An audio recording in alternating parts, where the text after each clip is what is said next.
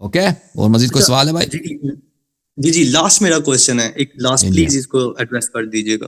دیکھیں میں یہ نا اس چیز کو غور کرتا ہوں کہ جیسے قرآن مجید کو اللہ پاک نے نازل فرمایا ہے جس ترتیب میں، بعض اوقات قرآن کی 2 سورہ 3 سورہ بھی مختلف مطلب وقت میں مختلف سورہ نازل ہوتی ہیں. آج ہمارے پاس جو قرآن مجید جس سورہ میں موجود ہے، یہ نزول کے اعتبار سے اس طرح اس کی کرونیکل آرڈر نہیں ہے، رائٹ؟ تو اگر ہم اس کو وحی کے نزول کے اعتبار سے پڑھیں تو ہمیں وہ سمجھ ہی نہیں آ سکتا، کیونکہ وہ ڈیوائن آرڈر تھا.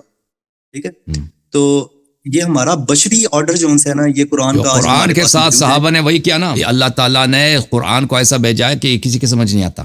الفاظ سمجھ آ جاتے ہیں لیکن اس کا بہت سارے مفاہیم سمجھ نہیں آتے لوگوں کو، کیونکہ یہ اللہ تعالیٰ نے اس قرآن کا جو معانی ہے، اس قرآن کا جو میسج ہے، اس کو وہ اہل بیت علیہ السلام کے پاس ہے. وَإِنَّهُ لَكِتَابٌ مَكْنُونٌ فِي وَإِنَّهُ لَكِتَابٌ. میں آیت پڑھوں ایک منٹ، آیت کون سی ہے بھائی؟ میں سننا چاہتا ہوں، جاننا چاہتا ہوں اس متعلق. میں سر جی جتنی دیر میں آپ آیت فرمایا بسم اللہ الرحمن الرحیم نون والقرآن فلا اقسم بمواقع النجوم وإنه لقسم لو تعلمون عظیم انه لقرآن کریم فی کتاب مکنون لا یمسه الا المطہرون تنزیل من رب العالمین. یہ قرآن کریم ہے، فی کتاب مکنون، ایک پوشیدہ کتاب میں ہے، لا یمسه الا المطہرون، اس تک رسائی نہیں ہے صرف سوائے مطہرین کے. تنزیل من رب العالمین، سورہ واقعہ کے آیات نمبر 75 کے بعد اللہ تعالیٰ کی جانب سے تنزیل. قرآن نے واضح طور پہ کہا کہ قرآن سے مس نہیں ہوتا سوائے مطہرین کے، اور مطہر کون ہے؟ آیت تطہیر کس کے شان میں نازل ہوئی ہے؟ وہ اہل بیت علیہ السلام.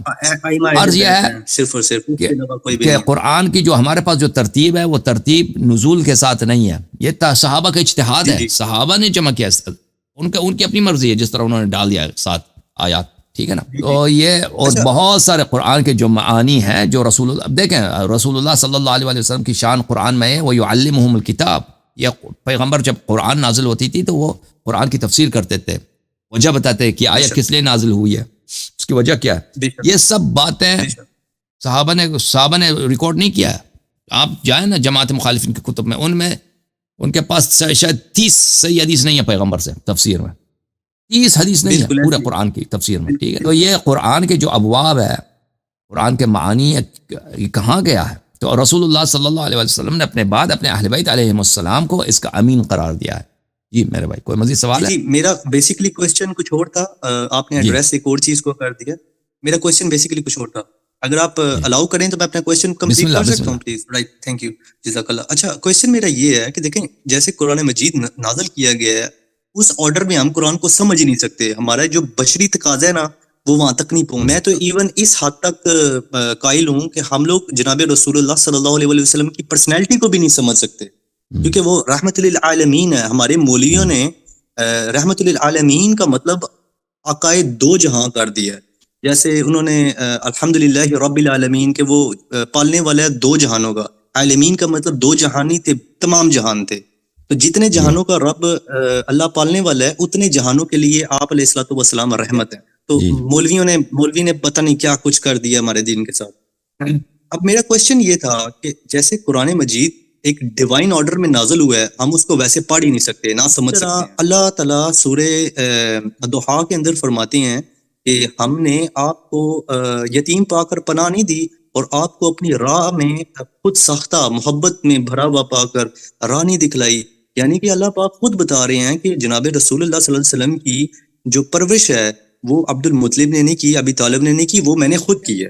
وہ کسی انسان نے نہیں کی، تو وہ اللہ پاک نے خود کی ہوئی ہے.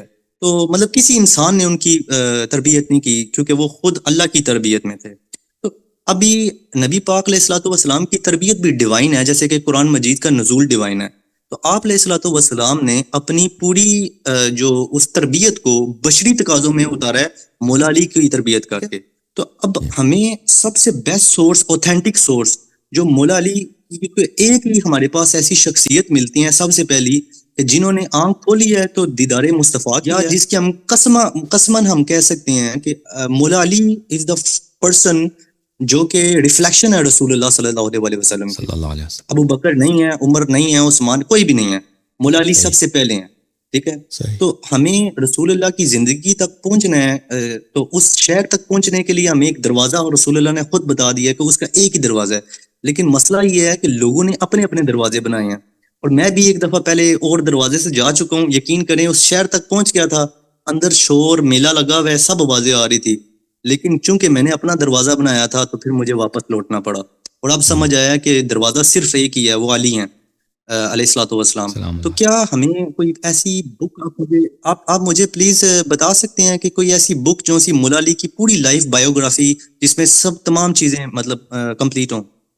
میں ان کو اسٹڈی کرنا چاہتا ہوں. سب باتیں ان میں کمپلیٹ ہوں.